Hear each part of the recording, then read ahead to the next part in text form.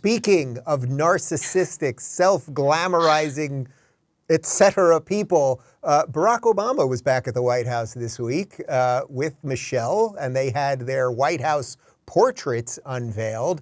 And hilariously, Barack thinks things are going pretty well right now because of old Joe. All did together to expand health care, to fight climate change, to advance social justice, and to promote economic fairness. Thanks to your decency and thanks to your strength, maybe most of all thanks to your faith in our democracy and the American people, the country's better off than when you took office, and we should all be deeply grateful for that. So thank you so much. Robert, can you lay out a couple reasons that maybe the country isn't better off right now than it was under Donald Trump? Well, I mean, that's ordinary Americans' complete expectations is that the economy has tanked, that our society is in disarray. We have a complete debacle in Afghanistan. We have an ongoing war that may lead to World War III in both Ukraine and Taiwan.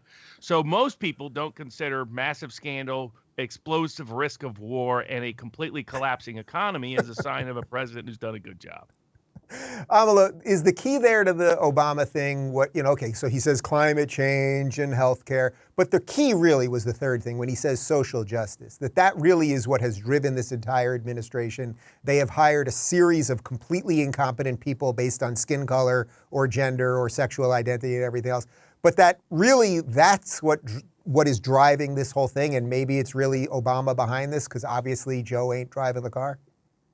You know, he's had a few too many trips to the White House, Obama. He's been keeping it very close and with this candidacy and with this president. And like I say, David, it's never been a better time to be me in America. I could be working in the White House right now with absolutely no qualifications. And what Robert said is right. You know, you can call Joe Biden a fantastic president and say that he's doing amazing things for this country. But when people walk out their front door and see the state of their communities, they're going to know that that is not the case, no matter how charismatic Obama is. So, okay, I get all four of us. People can look at these four boxes and go, okay, wait a minute. You guys aren't Democrats. You don't like these people. This is too easy. So, Spencer, I'm going to give you the hardest question of the day, which is let's try to give the devil his due here. Has Biden done anything good? Is anything being done right? Are we just really missing something? Are we all being hyper partisan? Is there anything here that this man, I mean, that speech, can you get anything out of that great Nazi speech? I mean, is there anything? Let's try here.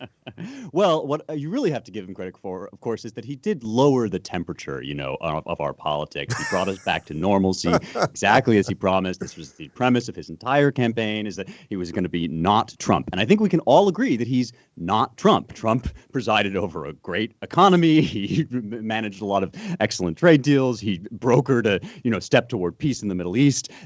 None of that is happening under Biden. So he has delivered on his promise of being not Trump. I also think that it makes perfect sense that Obama, thinks things are going great under Biden because he's probably closer to running the country under Biden than Biden himself is. I mean, that's one thing we could say Biden may have done well is be incompetent or be ineffectual. So many of his efforts have fallen flat, especially in Congress, and the overreach that we've seen come out of this Democrat Party, not just Biden, but the legislators they've elected, has been a gift to the country in the sense that we've seen the kind of extremism that lurks underneath the sort of friendly Uncle Joe return to normalcy. You tried, man. You really tried. I did my best. I appreciate that. Sorry.